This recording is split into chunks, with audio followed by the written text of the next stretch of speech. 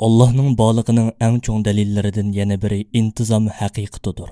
Chunki bu dunyoda chivinning qanotidan tortib, osmondagi oy yulduzlargacha, eng kichik bir atom parchasidan tortib, dengizlarning cho'nqur qatlamlarigacha shunchalik puxta intizom borki, shu intizom o'zini shundoq puxtalik bilan o'rinlashtirgan zotning borligini quyoshdek ro'shan ko'rsatib turmoqda. Shundoq, intizom faqat bir qo'ldilla borliqqa keladi. Agar bir ishga bir qancha qo'llar aralashsa, ishning tartibini bag'ansira qalaymaqonlashtirib yetadi. Bir mamlakatda ikki podshoh, bir viloyatda ikki vali, bir yezida ikki kanat boshlig'i bo'lmaydi. Shundoq bo'lgan ekan, bu intizomning barbochisi bo'lgan Allohmu ba ham birdir. Ko'z oldimizdagi bu nozuk intizomni Allohning mavjudligidan boshqa hech narsa bilan tushuntirgili bo'lmaydi. Qur'oni Karim mono oyat orqali mushu haqiqatga diqqat tortadi. U Alloh shundoq zotdirki, 7 qat osmonni yaratdi. Mehribon Allohning yaratishida hech qanday intizomsizlik topolmaysan. Osmonlarga takror qarab boqqanki, bira yo'chiq ko'ralamdikansan. Ondan yana qaytalab qarag'in. Ko'zing osmonlarda bira tartibsizlik va nuqsonni tepishdan umid o'zgan va talg'an holda qaytadi. Sura Mulk 3-4 oyatlar. Bu koinotdagi intizomni tushuntirish uchun tom kitoblar yozilishi mumkin. Amaliyotda mu yozildi.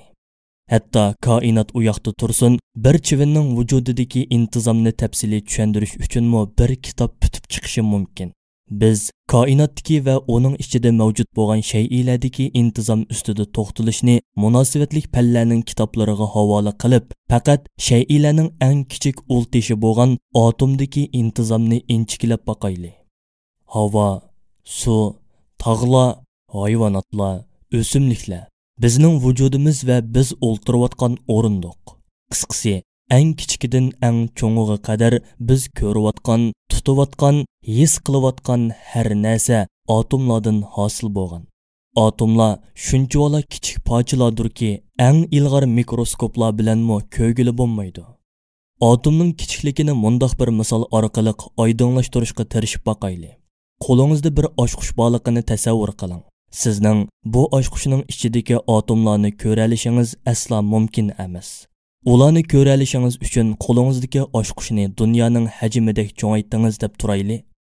Ya'ni qo'lingizdagi oshqush dunyoning hajmichilik cho'ngaysa, mana shu chog'da oshqushning ichidagi har bir atom bir glasning cho'ngligiga to'g'ri keladi va shu chog'da siz ularni ko'ra olasiz. Her atom bir atom yadrosi bilan atom yadrosidan to'limi yiroq musofada to'xtamay aylanib turadigan elektron zarrachilaridan hosil bo'lgan.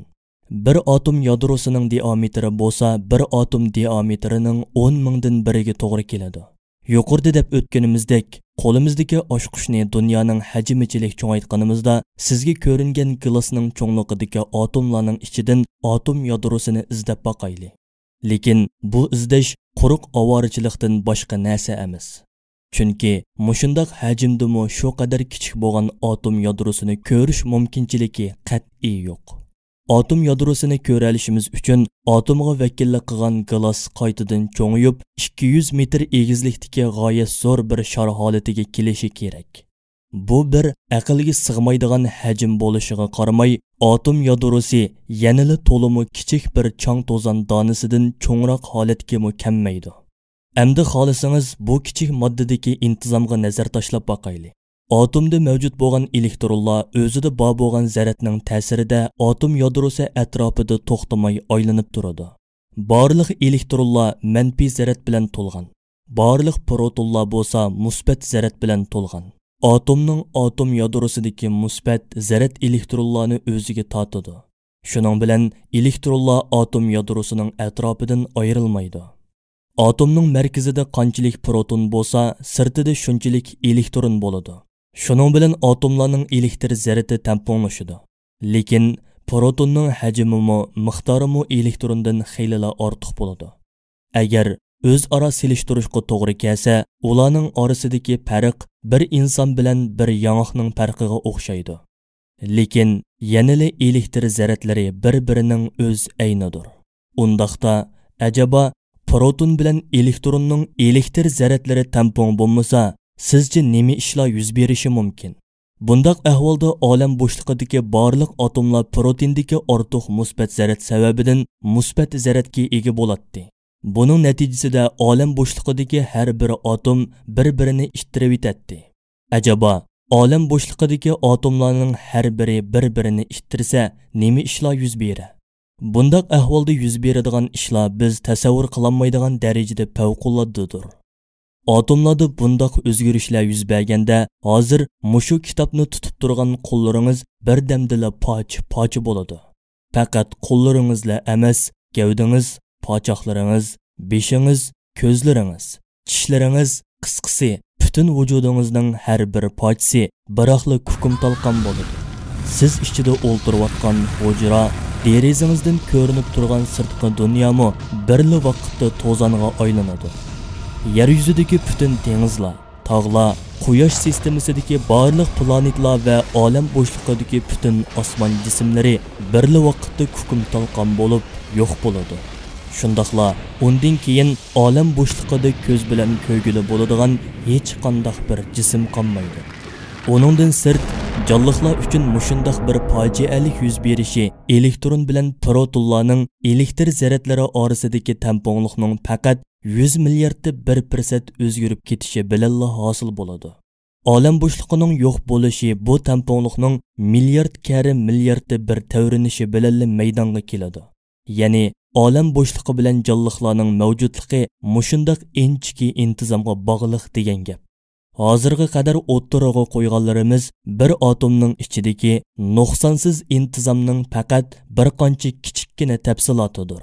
Aslida atom necha tom kitoblar yozilgudek darajada keng doiralik bir qurilma va intizomga sahibdir.